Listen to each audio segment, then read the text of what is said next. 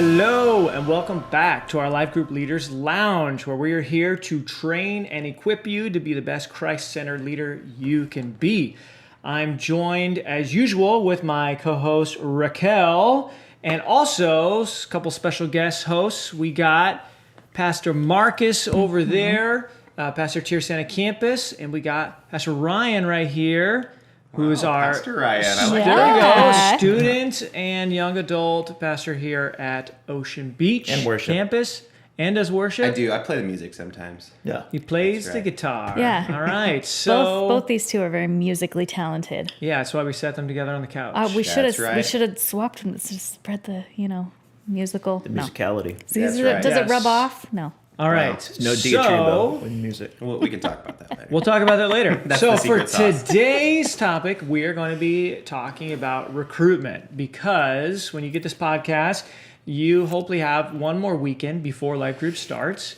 And so we want to talk about all about how to recruit like a champ. Yep. How do we recruit like a champ?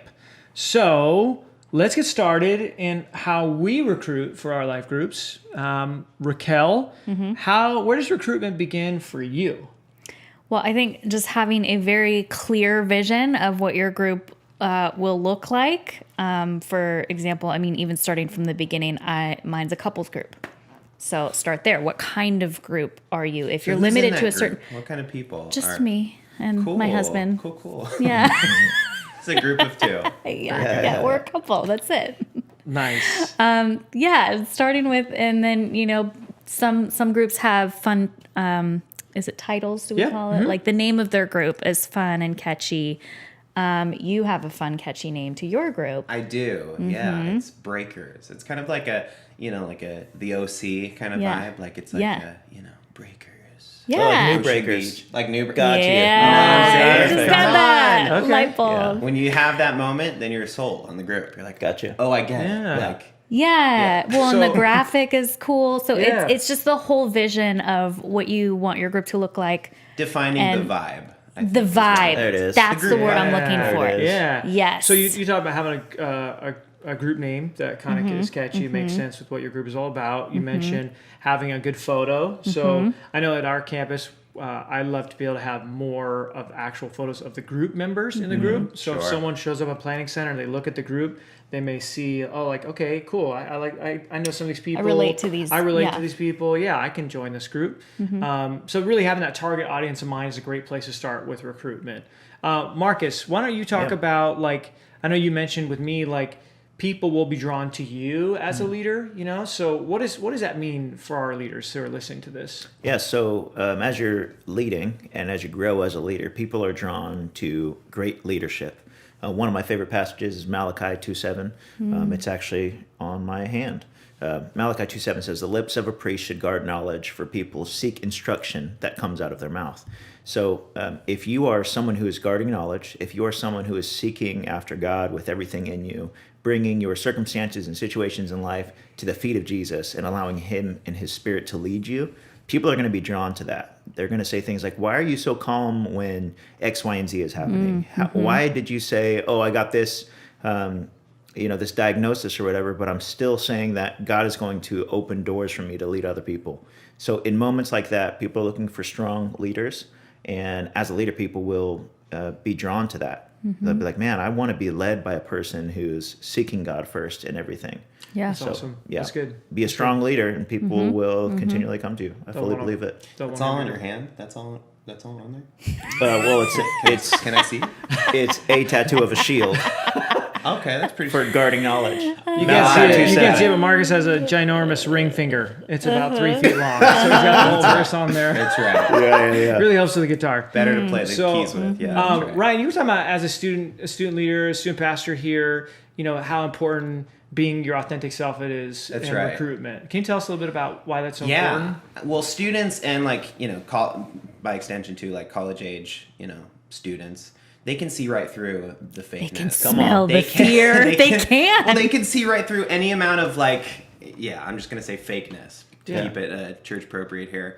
If they don't buy it, they just won't come to group. Just straight up. And so That's good. I find that being really big and energetic and kind of my normal self which is just goofy in a lot of ways.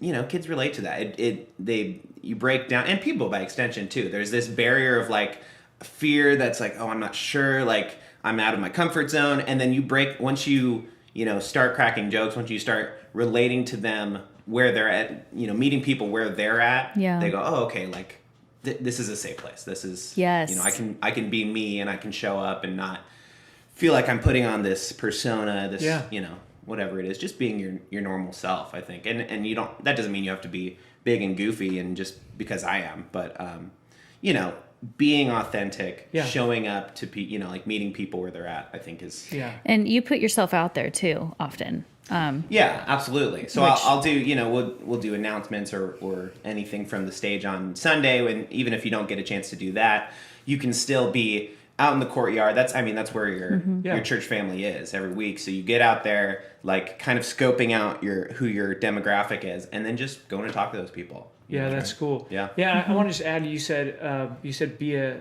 safe space for people, but I think also being like recognizing people who are safe people. Sure. When you come up and meet someone, I know that's for me one way that I help recruit people to my group, and I build is building a relationship with people. Absolutely. So that takes time, that takes intentionality, that takes intentionally saying hi to someone each week, without an agenda, just to get to know people, because we are also developing and building the body of Christ, every single Sunday, every time you see people. So that's really important, to bring your authentic self to that space, and then building that relationship with people. So as people get to know you, they know, A, you're like a real person, B, you're a safe person.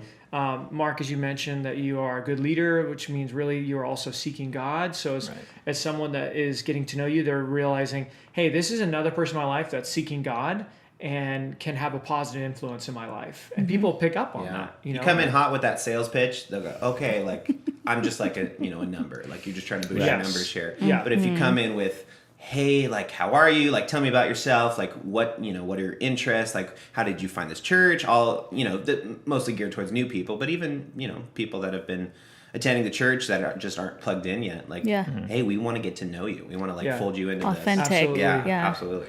I know for my life group this semester, I asked each of them, how did God work in your life? So usually the last week of our meetings for the semester, I always ask, okay, what did God do in your life through the semester?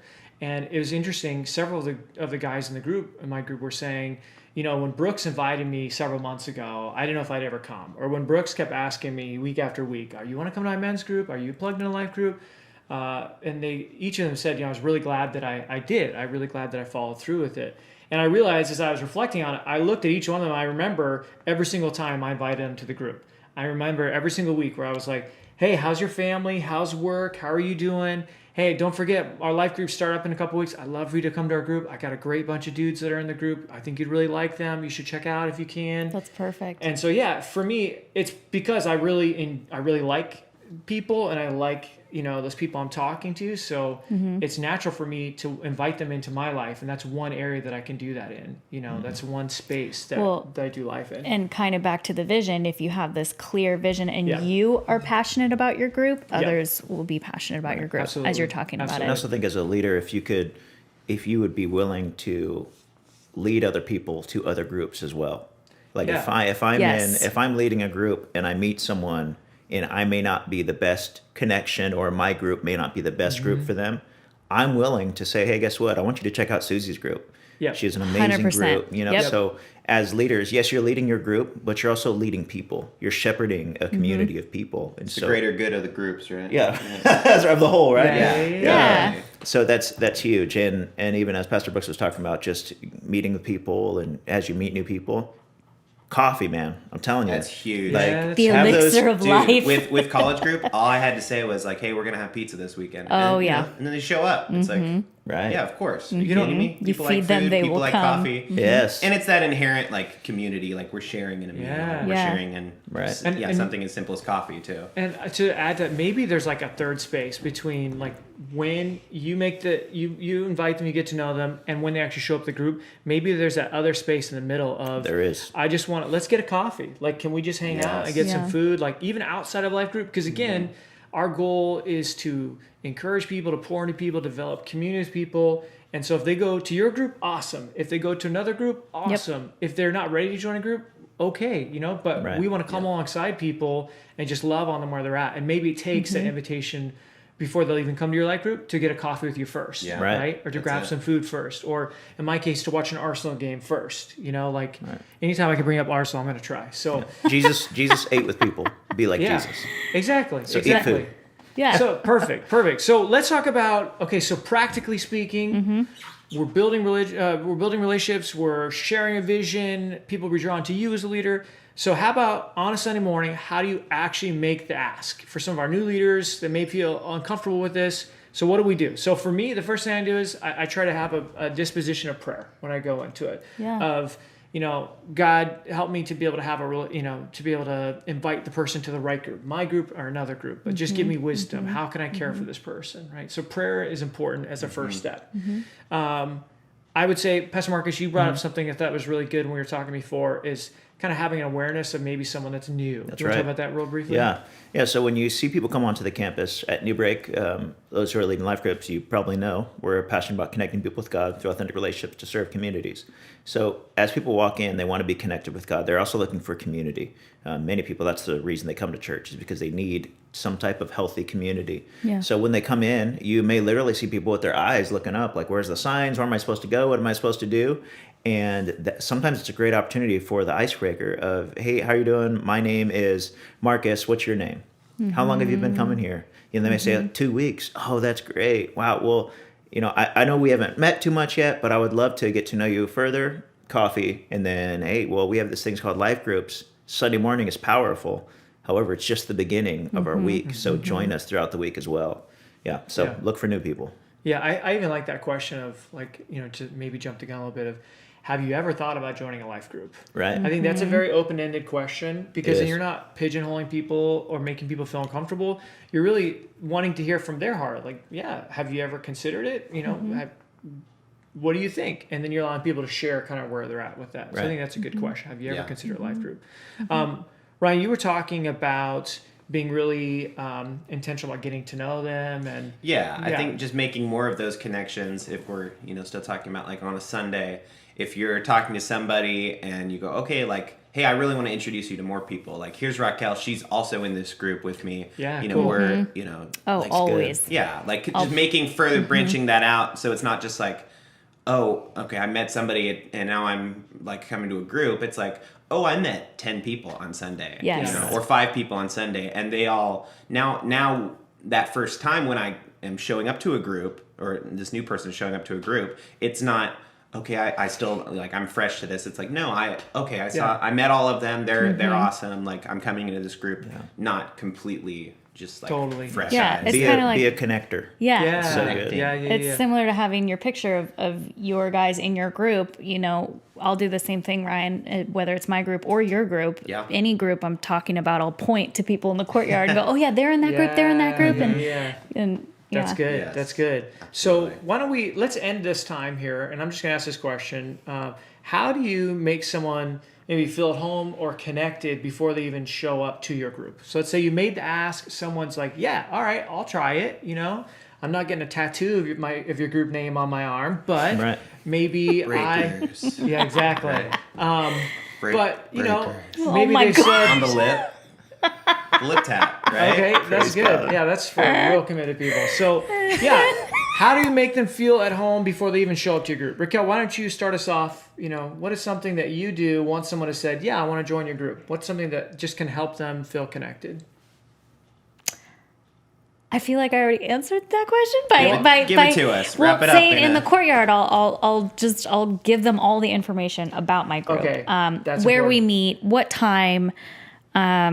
They're in my group. Here's what we're studying. I just want to, like, share the entire vision of all the information I have. Okay. No and then excuse that makes to be them like, feel well, I missed like the groups. Like, oh, I didn't know where it was. I know, right? Give them all the tools. That's true. Share That's phone good. numbers. I'll text you.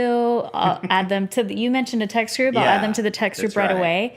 Kind of throw them in the deep, even if they don't know all the names, but they're just right in there, and all of a sudden they're seeing our conversation and our pictures of our kids and our food and Absolutely. I know for my group, when someone is new, they're like, yeah, I'll check it out. Like you mentioned, I have a group text where I communicate with all of our group leaders, with all of our group members. And I'll say, hey, so-and-so just joined the group, say what's up in the group text. And then I'll see immediately all these people jump in. Oh, hey, my name is so-and-so. Right. Here's my number. Save my number. And then people feel immediately as a part of the group and accepted in the group. Marcus, what were you talking about? Like, what are some things you can do? Yeah, so text threads are great. There's an app called GroupMe, which is great. We have an app that we use called Church Center. You can download that app in your Google Play or iOS App Store, right? You can download Church Center app. You find Newbreak, go and click that. And if you're leading a life group, you are actually on there as a group leader, and you can go in and create a text thread and a chat within the Church Center app, which is so cool. So then everyone in your life group will be able to have that. See if you have life group updates, you can send those out directly from the app. So yeah, for me, again, it goes back to kind of connecting. Like, okay, hey group, this is what we have going on, and we just welcome in this person. And then you are another connector. Like, hey, I want to welcome this person in, a little bit about them. Why don't you share a little about yourself, John? And then John will share, and then, maybe Sarah jumps in. And so it's really cool to see what happens. And kind of like keeping in mind like how you felt that first time, like somebody invited you to a group. There's like, like the nerves, you don't know anybody, and then entering that and going like, not wasting any time with the song and dance. Like, hey, welcome to the group. Like, you're a part of the group already, before they even Yes, get there. that's awesome. Yeah. Yeah. Well, I think also, as you were talking about how you're like big and energetic and all that, that's great. Call that out. Also call it out if you're not. Like, for me, that's not my natural then all the time. Absolutely. So I'd be like, hey, I'm just going to call it out. I'm a reader. Yeah. I love it. So. And people, like-minded people gravitate towards it too. Right. Yeah. Absolutely. It's good. So yeah, well, thanks for joining us today. I hope that you were encouraged by our conversation, and don't forget we got one more week before Life Group starts. So get recruit like a champ, make the ask. They'll never come if you don't make the ask. You got to make the ask, and we just know that God works through life groups. He works through when we do life together. So it's every semester is a great opportunity to invite new people in to ultimately to see God do a work in their life. Yeah. So. Thanks again for being one of our leaders. We really appreciate all that you do for our people. Thank you for leading well, and we're praying for you. And until next time, peace.